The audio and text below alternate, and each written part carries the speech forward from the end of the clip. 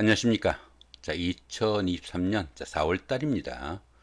호랑이띠 분들의 그 나이별 운세와 하루하루 일진 중에서 중요한 날 기준으로 살펴보기를 합니다. 자, 그럼 먼저 4월 달 월운세부터 살펴보기를 하죠. 기본적으로 월살입니다. 이 월살 같은 경우에는 그 고추살이라고 합니다. 고추살이다 보니까 뭐 좀 우울한 기분도 좀 들겠고 좀 무기력한 그런 기분에 그 외로움도 좀 크게 느끼는 그런 기운이다 이렇게 볼 수 있습니다. 지나친 욕심과 계획성 없는 일들로 인해 가지고 좀 어려움에 빠지거나 실패를 맛보기도 하겠고요. 또 고추살이다 보니까 씨가 마른다 뭐 이런 의미가 있어 가지고 결혼이나 약혼식, 돌잔치 같은 뭐 좋은 의미를 갖는 그런 행사는 좀 불리한 시기다 이렇게 볼 수도 있습니다. 뭐 직장 다니시는 분들은 뭐 직장에서 이거 모함이나 좌천, 명퇴 같은 이런 불상사도 생길 수 있겠고, 또 가정에서는 부부간에 갈등을 하거나 불화로 인해 가지고 뭐 각방을 사용하는 등 뭐 별거를 하는 그런 경우도 생길 수 있겠다 이렇게 볼 수도 있습니다. 그렇지만 이 월달 같은 경우에는 캄캄한 밤중에 달빛을 얻은 격으로 뭐 뜻밖의 행재수가 따르는 그런 기운도 포함이 돼 가지고 자신의 의지와 상관없이 도움을 주는 이가 생기거나 환경이 만들어지고 상속이나 정예 같은 타에 의한 재물운이 생기는 좋은 운도 포함이 되겠다 이렇게 볼 수 있습니다. 보시다시피 별다른 중인 합은 없습니다. 본인 학에 따라서 상당히 좋은 한 달 만드실 수 있겠다 이렇게 보셔도 될 것 같습니다.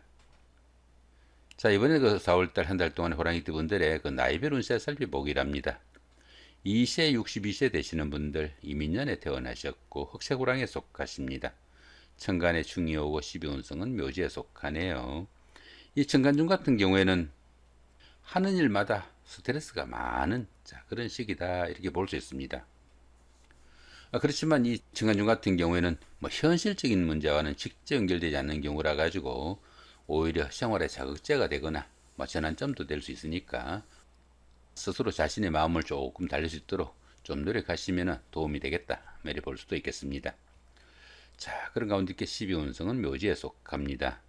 이 묘지 같은 경우에는 판단력과 추진력이 부족해 가지고 뭐 추진하던 일에서는 중단 사태도 오기 쉽겠고 또 폐쇄적인 성향도 나타난다 이렇게 볼 수 있습니다. 하는 일이 조금 위축되고 물심양면으로 답답하고 지지부진할 수도 있지만은 이런 시기에는 수승의 기분으로 보내는 그런 여유와 지혜가 좀 필요하겠다 이렇게 볼 수도 있습니다. 그렇지만 이 묘지 같은 경우에는 그 화개살 작용이 있어 가지고 예술적 감각도 좀 뛰어나고 또 정신적인 것을 추구하게 돼 가지고 공부를 하거나 수양, 기도 같은 이런 정신적인 활동에는 상당히 도움이 되는 그런 기운일 수도 있겠다 볼 수도 있습니다.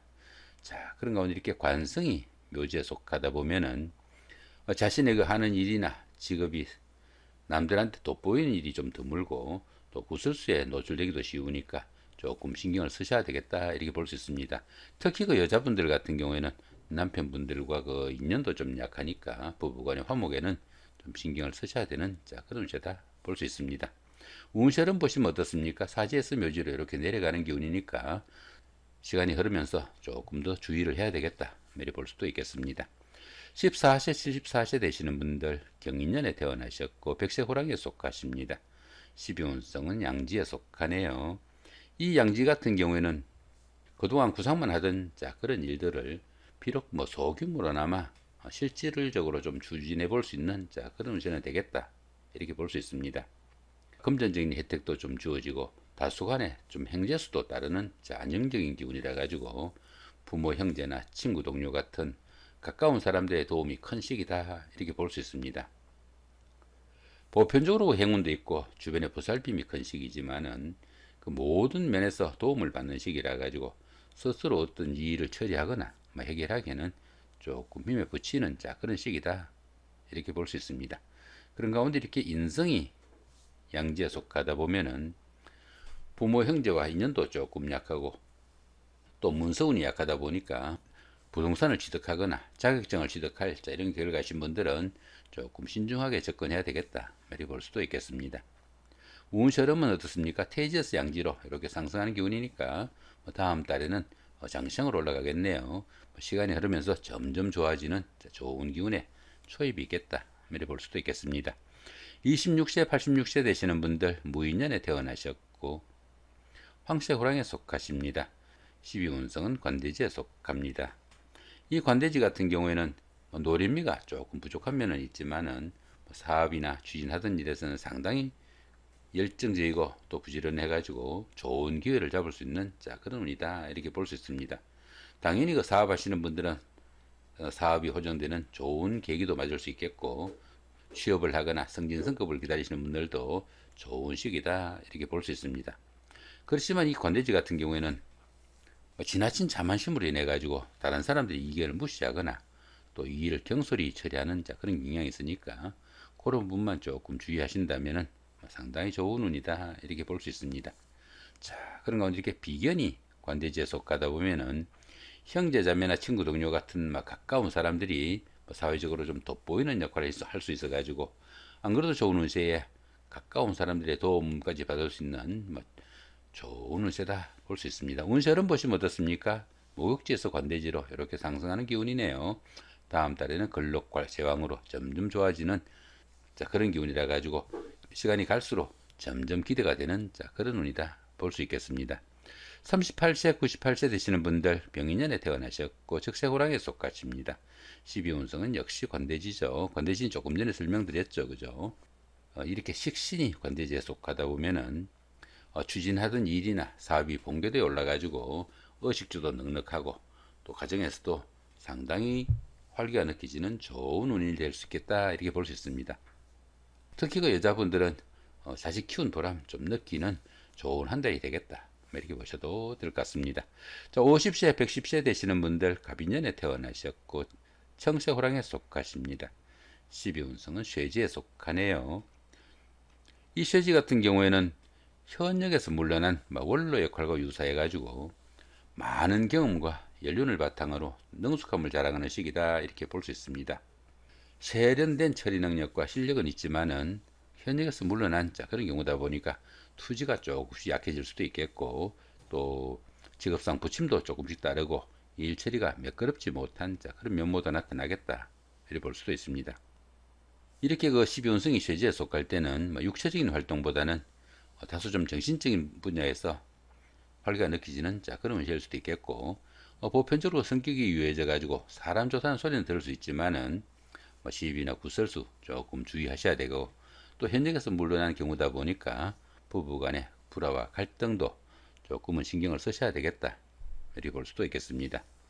자, 그런 가운데 이렇게 재성이 쇠지에 속하다 보면은 금전적으로 어려움도 좀 따를 수 있겠고, 또 돈이 잘 모이지 않는 시기라 가지고 의식주의 곤란도 조금씩 받는 그런 기운이니까 재물 관리는 좀 신경을 쓰셔야 되겠다, 이렇게 볼 수도 있습니다. 이렇게 어떻습니까? 재성이 이렇게 쇠지에 속하다 보면은 그 남자분들은 아내의 건강도 조금 신경을 쓰셔야 되는 그런 운으로 볼 수 있습니다. 자, 이번에는 그 4월달 한 달 동안의 그 호랑이띠 분들의 그 하루하루 일진 중에서 좀 중요한 날 중심으로 살펴보기로 합니다.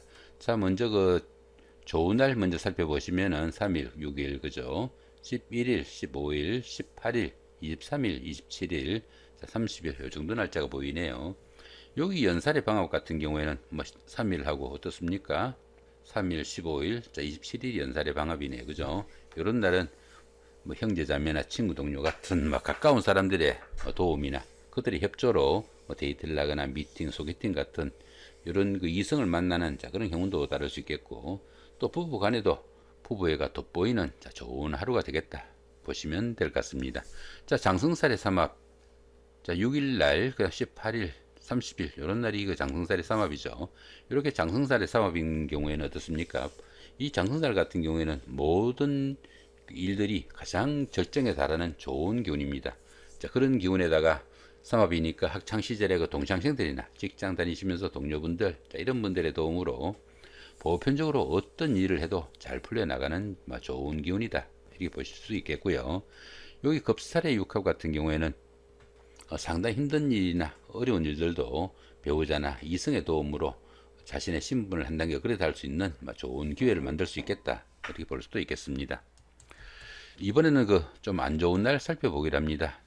자, 5일 날, 자, 8일, 9일, 17일, 21일, 21일, 29일 이 정도가 보이네요. 여기 망신살이 육경 같은 경우에는 좀 지나친 욕심이나 아니면은 이성으로 인해 가지고 조금 망신을 당할 수 있는 자 그런 기운도 포함이 돼 가지고 이런 날에는 어떻습니까? 건강상의 문제나 손재수 좀 신경을 쓰셔야 되겠다 이렇게 볼 수 있습니다. 자, 여기 역마살해冲같은 경우에는 역마살이니까 이동간이죠. 자, 이사를 하거나 여행 나들이 중에 각종 사고수 좀 신경을 쓰셔야 되는 그 정도의 운세로 볼 수 있습니다. 저 여기 육개살의 원진 같은 경우에는 다른 사람들에게 갈등 관계나 또 원망 이런 거 좀 신경을 쓰셔야 되는 자, 그런 운세다 이렇게 볼 수 있습니다. 자, 이렇게 오늘은 그 2023년 4월달 한 달 동안의 그 호랑이띠 분들의 4월달 월운세와 그 나이별 운세 뭐 더불어 하루하루의 일진 중에서 좀 중요한 날 중심으로 살펴봤습니다. 좋은 한 달 만드시기 바랍니다. 감사합니다.